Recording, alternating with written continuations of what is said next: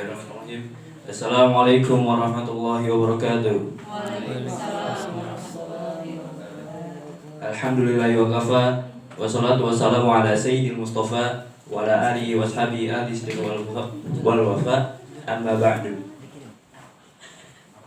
Segala puji saya panjatkan dan syukur saya ucapkan pada Allah Subhanahu wa taala yang telah memberikan saya nikmat setiap harinya, terutama nikmat iman dan Islam, yang juga telah memberikan saya kemudahan untuk menyelesaikan karya ilmiah saya dalam rangka pembelajaran RBL atau Research Based Learning dengan judul Hubungan Kadar Karbon Monoksida dan Kesehatan Operator SPBU di sekitar Serpong, Tangerang Selatan.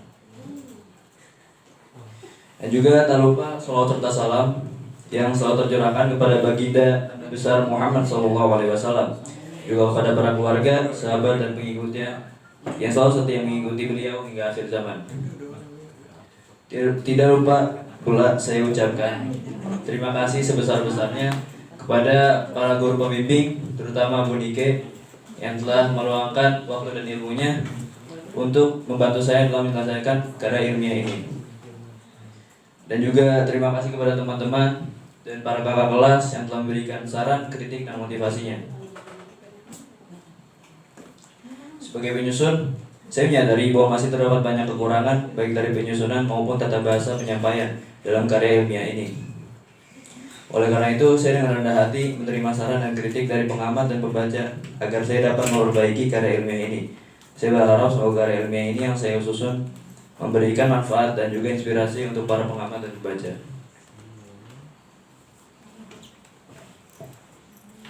Izinkan saya memperkenalkan diri. Nama saya Tari Aras, lahir di Depok 1 Februari 2008 dan sekarang tinggal di Pamulang, Tangerang Selatan.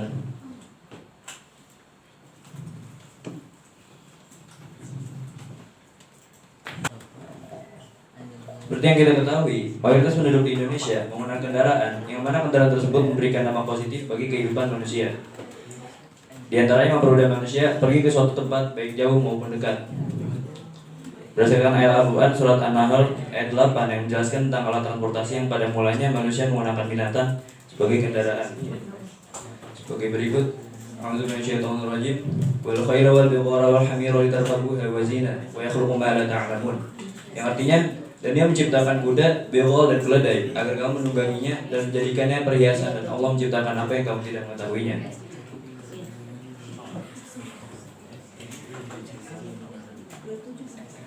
Tapi dibalik banyaknya dampak positif dari transportasi ini, terdapat pula dampak negatif yang diciptakan dari transportasi yang kita gunakan dalam kehidupan sehari-hari kita, terutama transportasi kendaraan bermotor. Karena dari kendaraan bermotor ini terdapat asap yang sangat berbahaya karena mengandung gas karbon monoksida yang dapat berdampak buruk bagi kesehatan dan lingkungan. Di Indonesia, terutama Jabodetabek, masalah ini sangatlah penting untuk diselesaikan. Kualitas udara Tangerang Selatan tercatat dalam data-data dengan kualitas udara terburuk di Jabodetabek berdasarkan data indeks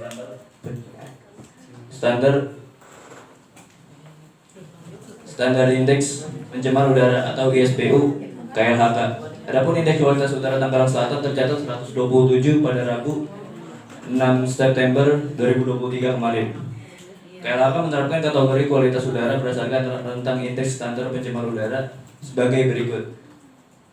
0 sampai 50 masih terbilang baik, 51 sampai 100 sedang, 101 sampai 200 tidak sehat, 201 sampai 300 sangat tidak sehat, dan 300 ke atas sudah terbilang berbahaya. Berikut daftar lengkap indeks kualitas udara di area Jabodetabek.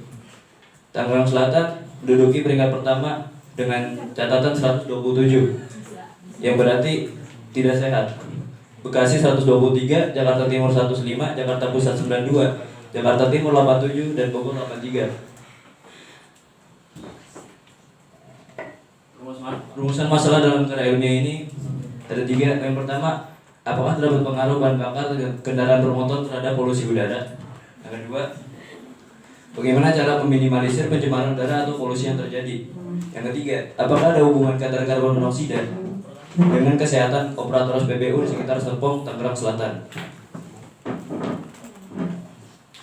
Tujuan penelitian ini, secara umum tujuan ini Karya ini bertujuan untuk mengetahui hubungan kadar karbon monoksida dengan kesehatan tubuh operator SPBU di sekitar Serpong, Tangerang Selatan.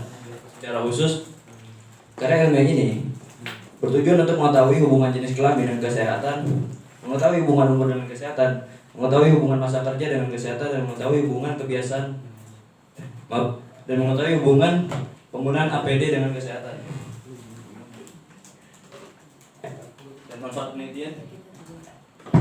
Dan manfaat penelitian yang pertama, dapat meyakinkan dan mendidik masyarakat bahwa masalah polusi udara atau pencemaran udara adalah masalah serius bagi negara Indonesia dan harus segera diselesaikan. Yang kedua, dapat meningkatkan kesadaran tiap individu operator SPBU tentang pentingnya alat pelindung diri dan masker saat bekerja.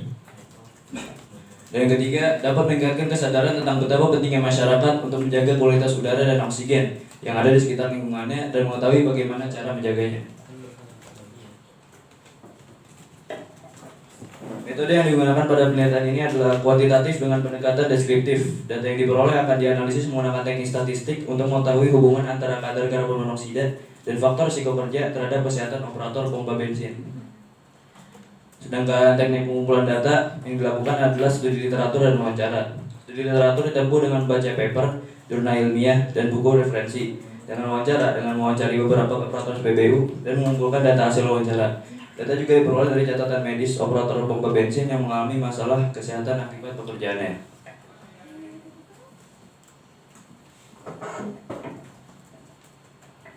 Apa itu polusi udara? Menurut laporan dari United States Environmental Protection Agency 2003, polusi udara merupakan kontaminasi udara pada atmosfer yang diakibatkan karena gas, cairan, atau limbah padat yang dapat mempengaruhi kesehatan manusia dan biosfer, mengurangi visibilitas, dan dapat merusak material. Polusi udara merupakan masalah bagi negara berkembang dan diyakini dapat menimbulkan korban lebih banyak dibandingkan dengan AIDS, penyakit malaria, kanker payudara, maupun tuberkulosis. Terdapat beberapa polutan udara utama yang dapat membahayakan kesehatan manusia, terutama partikel matter atau PM, sulfur dioksida, nitrogen oksida, dan karbon monoksida yang akan menjadi tema utama karya ilmiah ini. Sedangkan menurut peraturan pemerintah nomor 41 tahun 1999, polusi udara juga dapat diartikan dengan masuknya atau dimasukkannya zat energi dan atau komponen lain ke dalam ambien yang disebabkan oleh kegiatan manusia, sehingga mutu udara ambien turun sampai ke tingkat tertentu yang menyebabkan udara ambien tidak memenuhi fungsinya.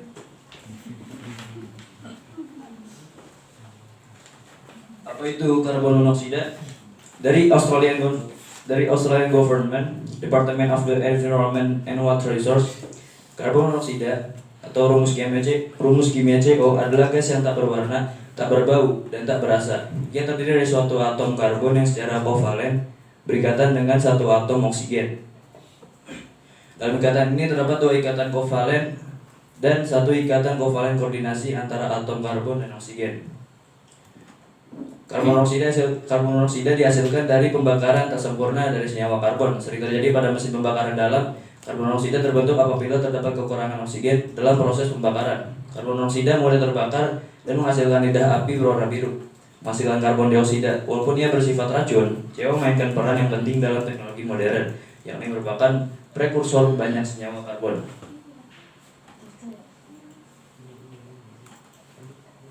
Metode penelitian, populasi dan sampel yang saya ambil berasal dari operator SPBU di sekitar Serpong, Tangerang Selatan, dari laki-laki dan perempuan.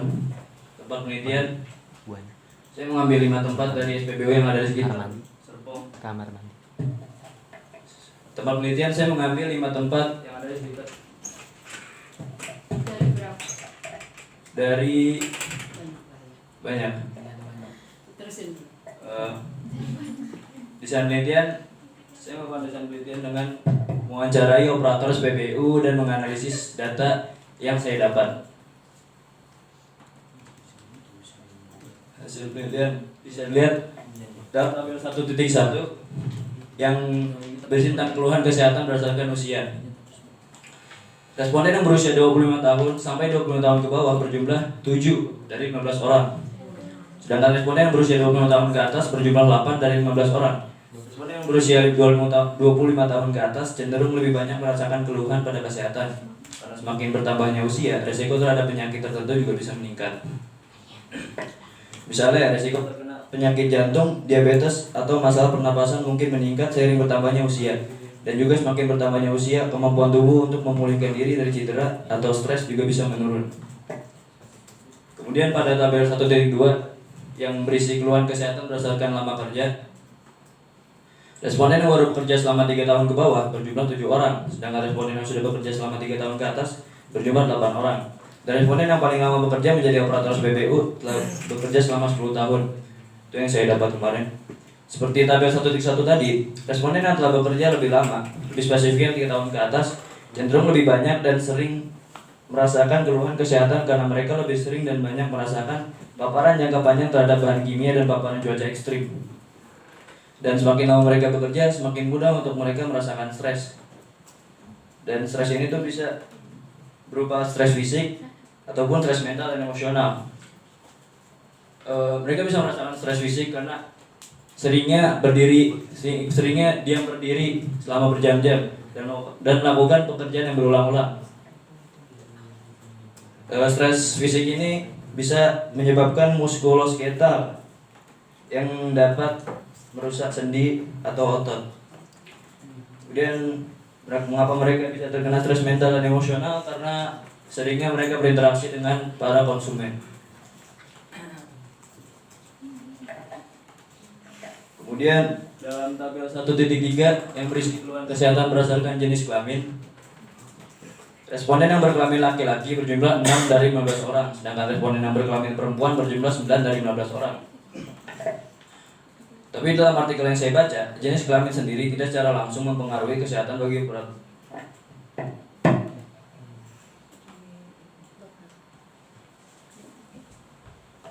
Di sini tertulis dalam tabel bahwa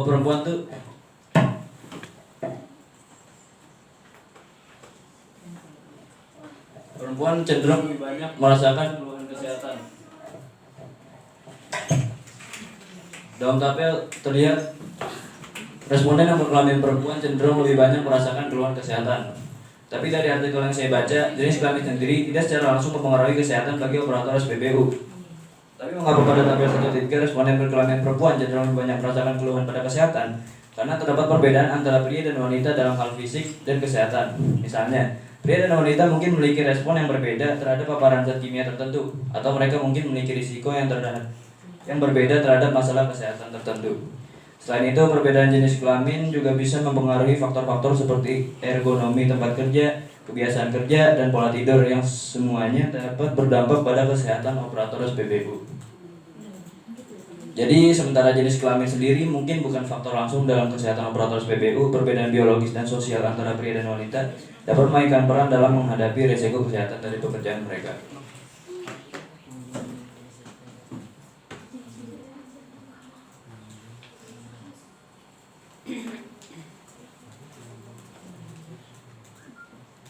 Kemudian pada tabel 1.4 yang berisi keluhan kesehatan berdasarkan seringnya pemakaian APD atau alat pelindung diri, responden yang sering dalam penggunaan APD saat bekerja hanya berjumlah 1 dari 15 orang. Dan responden yang jarang dalam penggunaan APD saat bekerja berjumlah 14 dari 15 orang. Dan tentu saja responden yang lebih sering dalam penggunaan APD saat bekerja tidak merasakan keluhan dalam kesehatan. Karena APD dirancang dan berfungsi untuk melindungi pekerja dari berbagai risiko kesehatan dan keselamatan yang terkait dengan pekerjaan mereka. APD dapat melindungi operator dari paparan zat kimia dan cuaca ekstrim, mencegah cedera fisik, meningkatkan kebersihan, serta mengurangi paparan debu dan partikel.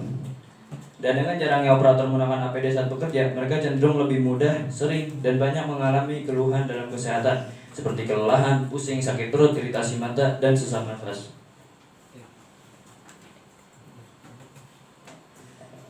Bab 5 kesimpulan dan saran. Kesimpulan yang saya ambil, jadi jenis kelamin, umur, masa kerja, dan penggunaan APD saat berhubungan dengan kesehatan sangatlah berhubungan dengan kesehatan operator SPBU. Dan keluhan kesehatan yang paling banyak ditemukan pada petugas SPBU di sekitar Serpong, Tangerang Selatan adalah kelelahan, sakit kepala, sakit perut, iritasi mata, dan sesak nafas.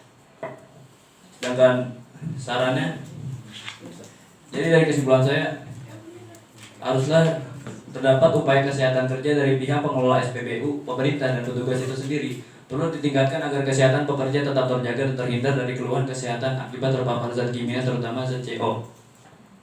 Dan penting bagi mereka untuk memiliki akses ke perawatan kesehatan yang baik, istirahat yang cukup, dan lingkungan kerja yang aman dan mendukung.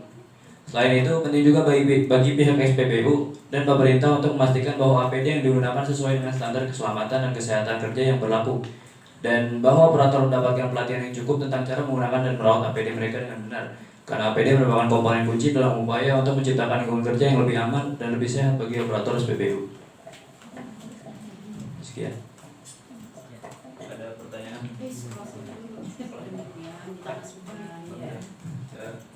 Mungkin ada kritik dan saran atau pertanyaan dari para guru pembimbing, teman-teman atau kakak kelas.